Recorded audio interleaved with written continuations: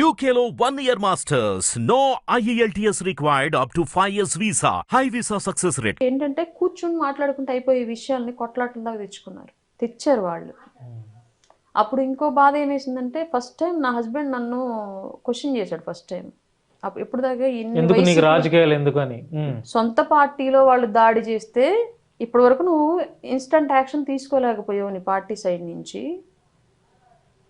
సరే పోనీ నాకన్నా చెప్పావా, నాకు చెప్తే ఇప్పుడు నీ మీద ఒక దెబ్బ పడింది, నీ మీద ఆ ఒక దెబ్బ వేసిన వాడికి అంతకు 100 దెబ్బలు మనం వెళ్ళి చేయగలం కదా, మన కెపాసిటీకి తెలుసు కదా నీకు, మరి ఎందుకు నువ్వు మా నుంచి దాచంటే నేను చెప్పాల ఆ విషయం ఆయనకి ఇట్లా జరిగింది, ఇట్లా ఆమె దాడి చేశారని నేను ఆయన చెప్పలా.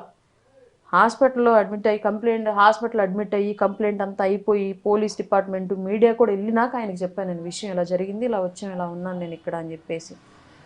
ఫస్ట్ టైం ఆ రోజు నన్ను క్వశ్చన్ చేశాడు మా ఆయన ఇన్నేళ్ళ నా రాజకీయ కెరీర్లో. ఆ రోజు ఆయనకు ఆన్సర్ చేసుకోలేక బాధపడ్డాను, అది కూడా బాధ పెట్టిన సందర్భం. అంటే ఎప్పుడు లేని ఇప్పుడు ఫస్ట్ టైం నన్ను అడిగాడు కదా, నా భర్తకు కూడా సమాధానం చెప్పుకోలేని సిచ్యువేషన్ నేను ఉండిపోయాను కదా అని.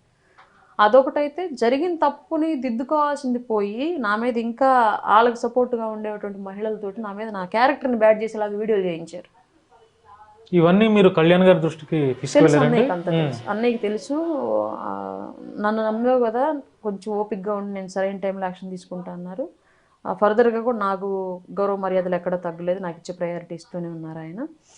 అట్లాగే ఆయన పబ్లిక్ స్పీచ్ల్లో కూడా క్లియర్గా, అంటే ఇప్పుడు అవతల వాళ్ళు కూడా పార్టీకి శత్రువులు కాదు, మేబీ వాళ్ళు పెంచుకున్న ఈగో వల్ల మా మధ్య క్లాష్ వచ్చిందేమో, కానీ వాళ్ళేం పార్టీకి శత్రువులు కాదు కదా, వాళ్ళు కూడా పార్టీలో పనిచేయాల్సిన వాళ్ళే. రేపు పొద్దున లేదా అరుణ నువ్వు కలిసి పనిచేయాలి వాళ్ళతో, నేను నిర్మోహటం చేస్తాను, నాకు అభ్యంతరం ఏమీ లేదు దాంట్లో అస్సలు. నేను పార్టీ కోసం కమిటెడ్ అంతే, నాకు ఇక్కడ నా సెల్ఫ్ ఎజెండా లేదు, నా సెల్ఫ్ ఎజెండా లేనే లేదు, పార్టీకి కమిటెడ్. ఇప్పుడు నా మీద దాడి చేసిన వాళ్ళతో నన్ను కలిసి పనిచేయమని నేను చేస్తా పార్టీ కోసం, నాకు అభ్యంతరం లేదు. సో వాళ్ళు పార్టీలో ఎప్పటి నుంచి కొనసాగుతున్న వాళ్ళు కాబట్టి. అంటే ఎందుకని అంత ఆత్మాభిమానాన్ని చంపుకొని పనిచేయాల్సినంత అవసరం ఏముంది? ఇక్కడ ఆత్మాభిమానం కాదు, రాజకీయాల్లోకి ఎందుకు వచ్చాను నేను ఫస్ట్ విషయం.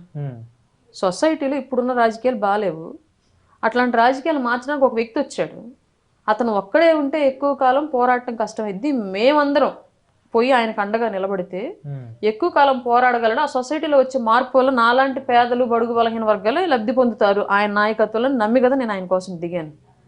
నాకేదో నా పర్సనల్గా జరిగిన దాని గురించి నేను ఆయన ఎందుకు నిందించాలి, ఆయన నుంచి ఎందుకు దూరం అవ్వాలి, రీజన్ ఏంటి అసలు? నేను వచ్చిన ఆశయం మార్చుకుంటే మీరు అన్నట్టు కరెక్ట్ ఆత్మాభిమానం చంపుకోవడాలు ఇవన్నీ చాలా మాటలు ఇంకా దానికి చుట్టేసేయచ్చు. నేను వచ్చిన ఆశయం ఏంటి, క్లియర్ పాలిటిక్స్ చేస్తున్నారు ఆయన, ఆయనతో నడిస్తే సామాన్యుడు బాగుపడతాడు, ఆ ఎజెండాతో నేను వచ్చా. ఈ మైండ్ సెట్ నాది మారని అన్ని రోజులు పవన్ కళ్యాణ్ గారిని జనసేన పార్టీని నేను వదలను. అది ఏమన్నా జరిగిన తర్వాత విషయం. నేను ఒక సందర్భంలో ఏదో డిబేట్లో కూడా అన్నాను, నన్ను డైరెక్ట్గా పవన్ కళ్యాణ్ గారు నా పార్టీకి బయట ఇలా చెప్పిన వాళ్ళు చాలా మంది రాజకీయ నాయకులు చాలా మంది నా కట్టె కాలిపోయిన తర్వాత కూడా ఈ పార్టీ జెండానే నా శరీరం మీద ఉండాలని చెప్పిన వాళ్ళు కూడా ఈరోజు పార్టీలు మారారు.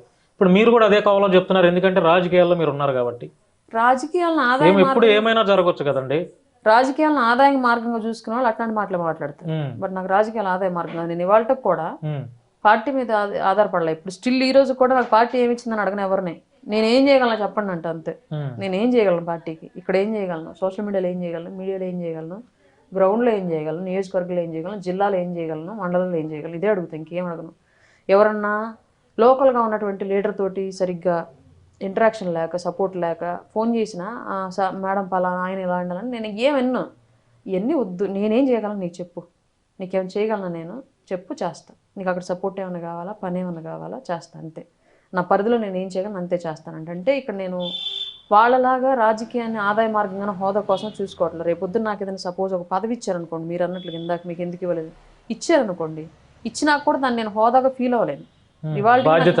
బాధ్యతే, నాకు నిజంగానే బాధ్యత. నేను ఇప్పుడు అధికారంలోకి వచ్చిన తర్వాత గవర్నమెంట్ అందరూ పదవులు ఏమి ఇస్తారు అని అనుకోండి, నేను పని ఏం చేసుకోగలను ఎత్తుక్కుంటున్నాను. ఇప్పుడు అయిపోయింది, నేను యుద్ధం చేశాను, మా పార్టీ అధికారంలోకి వచ్చేసింది, ఇప్పుడు నేను బతకడానికి ఏదో పని ఎత్తుక్కోవాలి. ఏం ఉద్యోగం చేయాలి, ఏదో ఉద్యోగం చేయలేము, ఇంకా ఉదయం నుంచి సాయంత్రం వరకు మనల్ని ఉండనివ్వరు ఆఫీసుల్లో. మేడం ఈ మాటకు అడ్డు వస్తున్నాను, మీ ఫైనాన్షియల్ సోర్స్ ఏంటండి, అంటే మీరు మీ జీవనం ఎలా సాగిస్తున్నారు? మా వారికి చిన్నపాటి పొగాకు వ్యాపారం ఉంది. ఓకే, ఫస్ట్ నుంచి మాది అదే జీవనోపాధి. నేను మధ్యలో వేడి నెలలకు చన్నీళ్ళ తోడులాగా ఆయనతో పాటు కంటిన్యూగా నేను మార్కెటింగ్ లో జాబ్లో ఉండేదాన్ని. ఒక 1.5 year నుంచి జాబ్ వదిలేశాను, కంప్లీట్ గా వదిలేశాను. పాలిటిక్స్ లో ఫుల్ టైం పాలిటిక్స్ లో ఉన్నారు. ఫుల్ టైం పాలిటిక్స్ లో ఉన్నాను. అంటే ఇప్పుడు మీ వారు చేసే ఆ వ్యాపారం మీదే మీ ఫ్యామిలీ రన్ ఫ్యామిలీ అందుకే దాని వల్లే జరగలేదు. మేడం మీకు ఎంతమంది పిల్లలు? 3 అండి. ఏం చదువుతున్నారు మేడం? ఇంటర్ సెకండ్ ఇయర్ ఒక అమ్మాయి, ఫస్ట్ ఇయర్ ఒక అమ్మాయి, బాబు 9th క్లాస్. ఇప్పుడు